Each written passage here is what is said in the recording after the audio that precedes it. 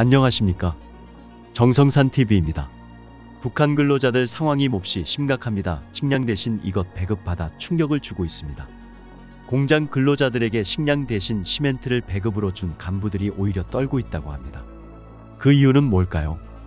한 해 농사의 중요한 시기인 요즘 소 대신 뜨락도르들이 밭을 가는 일이 늘었다고 합니다.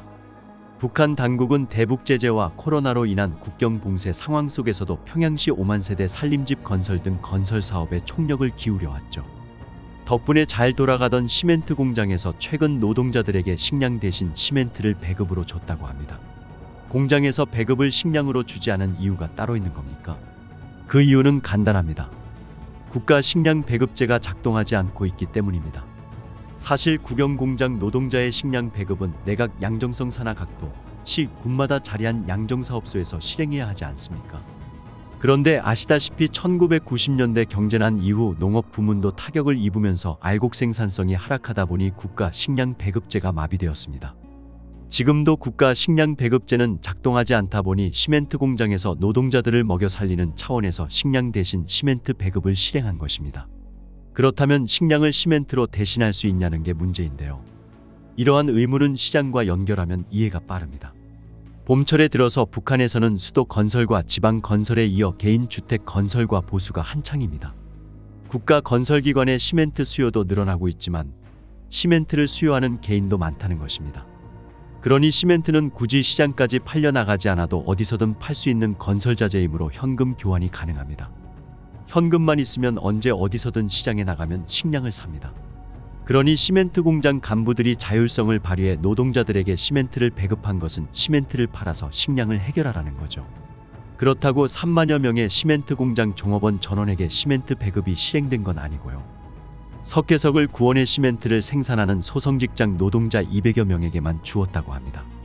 시멘트 생산에 석회석을 비롯한 자재를 공급하는 석회석광산이나 내화물 공장 등 다른 공장에서는 시멘트 배급을 주고 싶어도 주지 못합니다. 직장 단위마다 생산물이 다르니까요. 소성직장 노동자들이 공식적으로 시멘트 배급을 받았다면 내화물 공장 노동자들은 비공식적으로 내화벽돌을 유출해 식량을 해결하거든요.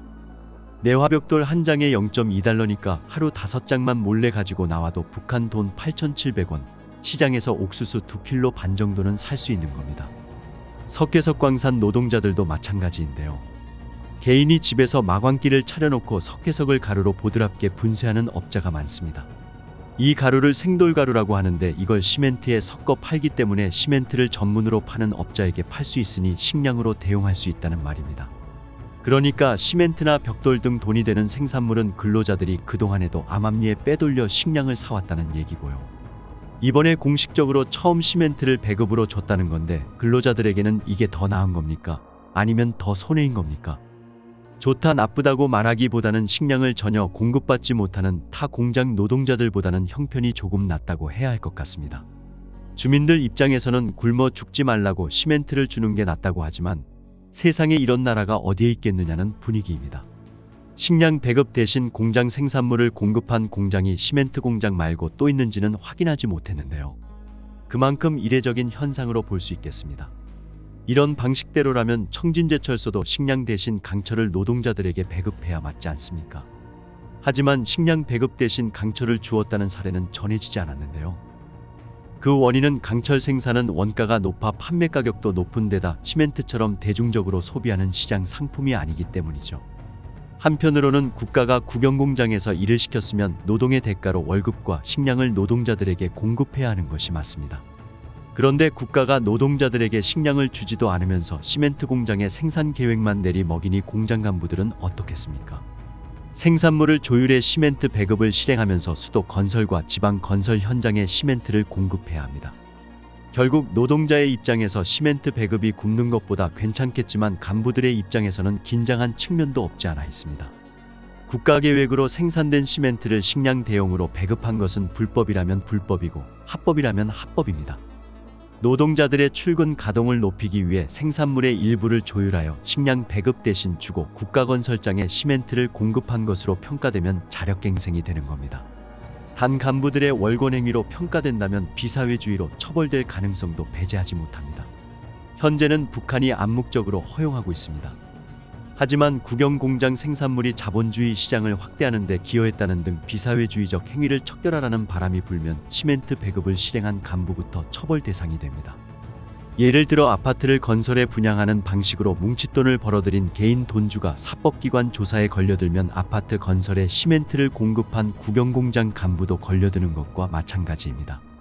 이러한 상황에서 식량 대신 시멘트를 배급으로 주는 조치는 더 확대되기보다 현재 상황을 유지할 것으로 보이는데요.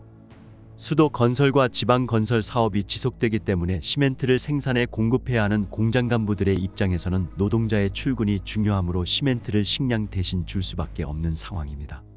이어 외국 근로자의 임금과 북한 근로자들의 임금 지급과 무엇이 다른지 전해드리겠습니다.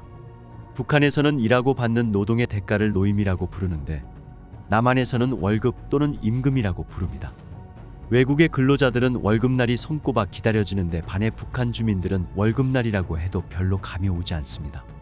월급이 보잘것없어서라고 합니다.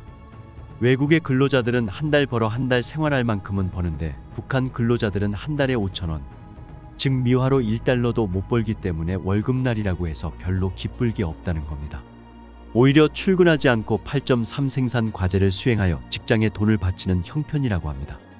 사람은 누구나 일한 만큼 돈을 받기를 원합니다. 어떤 사람은 열심히 일해서 버는가 하면 어떤 사람은 투자를 잘해 높은 수익을 올리기도 합니다. 그러면 외국의 근로자들은 얼마의 임금을 받게 될까요? 대부분 시장경제국가에는 노동법에 의해 정해진 대로 정규직, 비정규직, 아르바이트 등 여러 근로 형태가 존재합니다.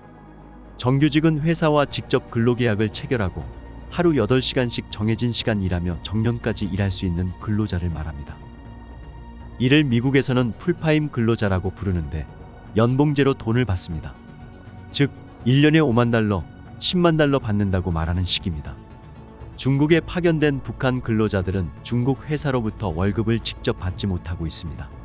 남한 한겨레 신문에 따르면 중국 연변지방의 복장회사에서 근무하는 북한 근로자들은 한 달에 중국 회사로부터 통상 1인당 2,500위안에서 2,800위안 가량 받았습니다. 이 가운데 먹고 자는 비용으로 약 800위안을 바치고 충성자금과 회사 운영비로 약 1,000위안을 바치면 노동자들이 손에 쥐는 월급은 700위안 1,000위안이라고 합니다. 그마저도 북한 회사들이 돈을 한꺼번에 주겠다 고 약속하고도 전쟁 준비자금 명목으로 북한에 송금해 중국 길림성 연변에 파견된 북한 노동자들이 대규모 시위와 폭동을 일으켰던 것으로 알려졌습니다. 정성산TV 좋아요, 구독, 알림은 큰 힘이 됩니다. 후원해주시는 모든 분들께 가열차게 멸공.